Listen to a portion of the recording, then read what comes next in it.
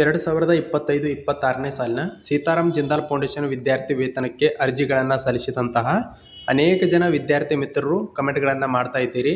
ಕಳೆದ 2-3 ತಿಂಗಳಿಂದ application ಸ್ಟೇಟಸಲ್ಲಿ in progress ಅಂತ ತೋರಿಸ್ತಾ ಇದೆ, ನೆಕ್ಸ್ಟ್ ಪ್ರೊಸೆಸ್ಗೆ ಹೋಗ್ತಾ ಇಲ್ಲ ಅಂತೇಳಿ ಕೇಳ್ತಾ ಇದ್ರಿ. ಇದಕ್ಕೆ ಸಂಬಂಧಪಟ್ಟಂತೆ ಅಂದರೆ ಸ್ಟೇಟಸಲ್ಲಿ ಈಗೇನು ತೋರಿಸ್ತಾ ಇದೆ ನೋಡಿ ಇನ್ ಪ್ರೋಗ್ರೆಸ್ ಅಂತ, ಈ ವಿಷಯಕ್ಕೆ ಸಂಬಂಧಪಟ್ಟಂತೆ ನಾನು ಕೂಡ ಸೀತಾರಾಮ್ ಜಿಂದಾಲ್ ಫೌಂಡೇಶನ್ನ ಅಧಿಕೃತ ಹೆಲ್ಪ್ಲೈನ್ ನಂಬರ್ಗೆ ಕಾಲ್ ಮಾಡಿ ಅವರಿಂತ ಸಂಪೂರ್ಣವಾದಂಥ ಮಾಹಿತಿಯನ್ನು ತಿಳ್ಕೊಂಡು ಈ ವಿಡಿಯೋನ ಮಾಡ್ತಾ ಇದ್ದೀನಿ. ದಯವಿಟ್ಟು ವಿಡಿಯೋನ ಪೂರ್ತಿಯಾಗಿ ವೀಕ್ಷಣೆ ಮಾಡಿರಿ.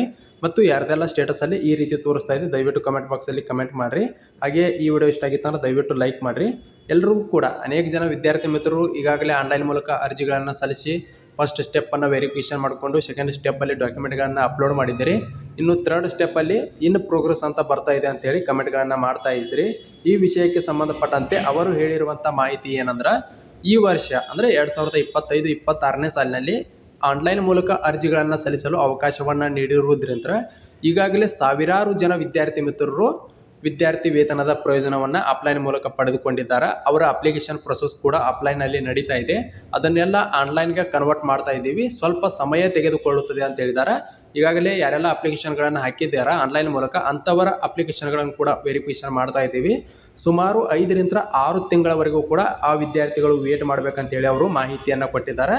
ಇದು ಸ್ಟೇಟಸ್ಗೆ ಸಂಬಂಧಪಟ್ಟಂತೆ ಒಂದು ಪ್ರಮುಖವಾದಂಥ ಅಪ್ಡೇಟ್ ಅಂತಲೇ ಹೇಳ್ಬೋದು. ಏನಂದ್ರೆ ಸುಮಾರು 1 ಲಕ್ಷಕ್ಕಿಂತ ಅಧಿಕ ಜನ ವಿದ್ಯಾರ್ಥಿ ಮಿತ್ರರು ಈ ವರ್ಷ ಆನ್ಲೈನ್ ಮೂಲಕ ಅರ್ಜಿಗಳನ್ನು ಸಲ್ಲಿಸಿದ್ದಾರೆ. ಅಂತಹ ಎಲ್ಲ ವಿದ್ಯಾರ್ಥಿಗಳ ಅಪ್ಲಿಕೇಶನ್ಗಳನ್ನು ವೆರಿಫಿಕೇಷನ್ ಮಾಡೋದು ಸ್ವಲ್ಪ ಲೇಟ್ ಆಗುತ್ತಾ ಅಂತ ಕೂಡ ಅವರು ಮಾಹಿತಿಯನ್ನು ಕೊಟ್ಟಿದ್ದಾರೆ. ಇದು ಸೀತಾರಾಮ್ ಜಿಂದಾಲ್ ಫೌಂಡೇಶನ್ ಸ್ಟೇಟಸ್ಗೆ ಸಂಬಂಧಪಟ್ಟಂತೆ ಪ್ರಮುಖವಾದಂಥ ಮಾಹಿತಿಯಾಗಿರುತ್ತೆ. ನೀವು ಕೂಡ ಯಾರ್ದೆಲ್ಲ ಇನ್ ಪ್ರೋಗ್ರೆಸ್ ಅಂತ ತೋರಿಸ್ತಾ ಇದೆ ಅಂತಹ ಎಲ್ಲ ವಿದ್ಯಾರ್ಥಿಗಳು ಕೂಡ ಸುಮಾರು 5-6 ತಿಂಗಳವರೆಗೂ ಕೂಡ ಕಾಯಲೇಬೇಕಾಗಿರುತ್ತೆ. ಹಂತವಾಗಿ ಅಪ್ಲಿಕೇಶನ್ ವೆರಿಫಿಕೇಷನನ್ನು ಮಾಡ್ತಾ ಇದ್ದಾರೆ. ಸ್ವಲ್ಪ ಲೇಟ್ ಆಗುತ್ತಾ ಅಂತ ಹೇಳ್ತಾ ಈ ವಿಡಿಯೋನ ಇಲ್ಲಿಗೆ ಮುಗಿಸ್ತಾ ಇದ್ದೀನಿ.